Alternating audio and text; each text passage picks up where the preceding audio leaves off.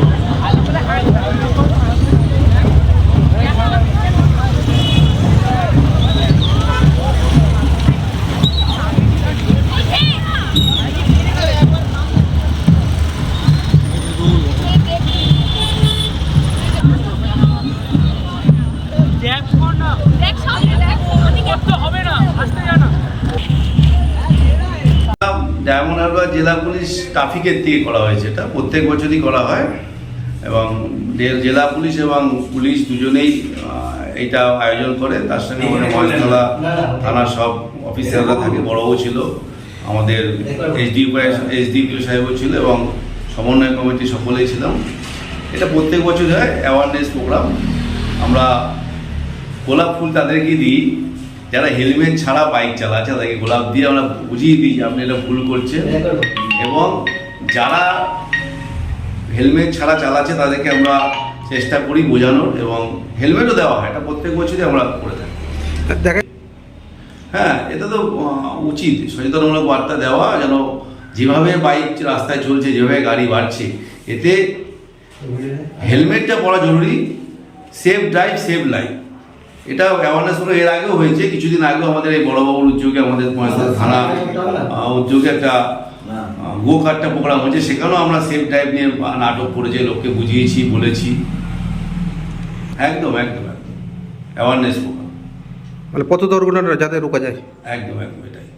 আপনার নাম? আমার নাম তারক শাহ, আমি মহেশতলা থানা উৎসব সমন্বয় কমিটির সেক্রেটারি।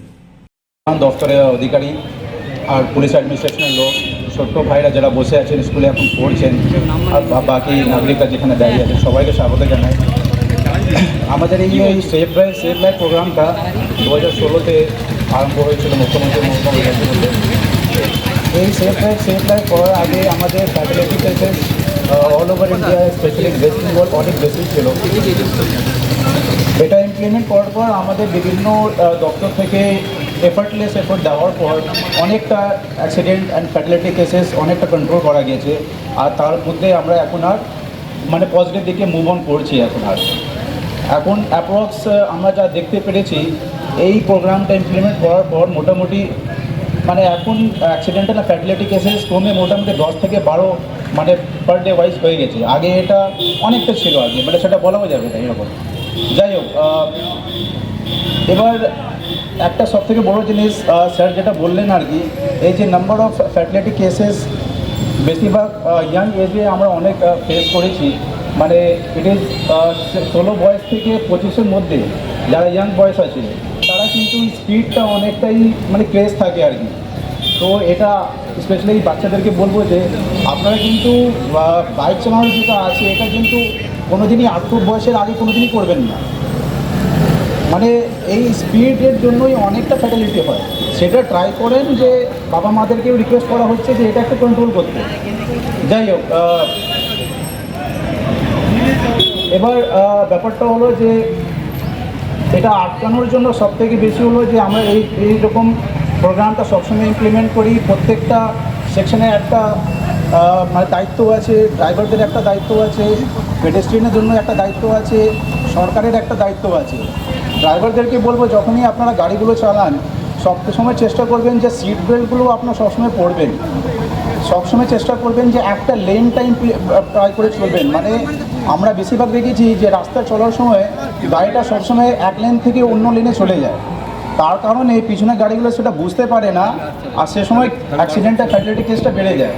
লেনটা মেনটেন করুন, সিট বেল্টটা পরুন, টায়ারে হাওয়াগুলো একটু চেক করে নেবেন, কেন কি ওভারফ্লো আর আন্ডারফ্লো হাওয়া থাকলে গাড়িটা ডিসব্যালেন্স হয়ে যায়, অ্যাক্সিডেন্টের কেসগুলো বেড়ে যায়। আর পাবলিকের জন্য যেটা বলবো যে বাইক চালানোর সময় সবসময় আপনি হেলমেটটা ইমপ্লিমেন্ট করবেন। আমরা হেলমেট ডিস্ট্রিবিউশন এই জন্যই করি যে একটা অ্যাওয়ারনেস হোক যে হেলমেট ছাড়া গাড়িগুলো চালাবেন না। তাছাড়া আমরা দেখেছি হাই স্পিড আপনারা সবসময় মেনটেন করেন, ওটা কোনো দিনই করবেন না।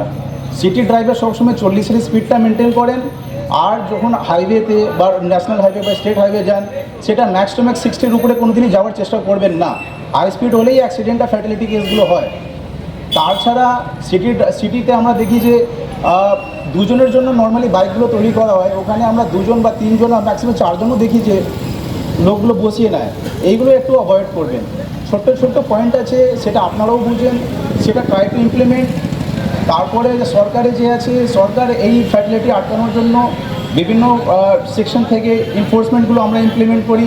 পুলিশ ডিপার্টমেন্ট থেকে এনফোর্সমেন্ট হয়, আরটিও ডিপার্টমেন্ট থেকে, কাস্টম থেকে, বিভিন্ন ডিপার্টমেন্ট থেকে এনফোর্সমেন্ট করা হয়। তাতে এই ফ্যাটালিটিগুলো আমরা আটকানোর চেষ্টা করছি, তাতেও আমরা অনেকটা সাকসেস। কিন্তু আপনাদের সাপোর্ট ছাড়া এটা কোনোদিনই আমরা করতে পারবো না। সবাইকে রিকোয়েস্ট, এটা সবাই মিলে একটু আমরা মিলে কাজ করি, এই ফ্যাটালিটিগুলো আমরা আটকাই। কেন কি বাড়িতে সবারই ফ্যামিলি আছে, সবাই ওয়েট করে, সেটা একটু মাথায় রেখে চলুন। ধন্যবাদ। আমাদের সফলীভূত হবে। এই ছাড়াও বাড়িতে গিয়ে মা বাবার কাছে বলবেন যে আজকে গিয়ে আমরা এই প্রোগ্রামে সম্মিলিত হয়েছি, প্লাস জনগণ নাগরিকরাও দেখছে, যে ছেলেমেয়েরা দেখছে, তো ছেলে মেয়েদের সুরক্ষা, তারা তো স্কুলে যাচ্ছে, আমরা এমন ড্রাইভ না করি যারা তাদের প্রাণহানি হয়ে যায়। এইগুলো নিয়ম, এইগুলো যে ছোটোখাটো পালন করার জিনিস সবাইকে জানিয়ে দেওয়া, অ্যাওয়ারনেস অথবা এডুকেট করা, এটা খুব কাজে লাগবে। সুতরাং এই ছোট বক্তব্য আপনাদের সামনে রোড সেফটির উপরে আমি রাখলাম, এবং আপনাদেরকে আবার ধন্যবাদ দিচ্ছি। ছোট ছেলেমেয়েরা যারা এসছেন এখানে, তাদেরকে ধন্যবাদ দিচ্ছি যে তারা আমাদের আজকের প্রোগ্রামে সম্মিলিত হয়েছেন। থ্যাংক ইউ সবাইকে।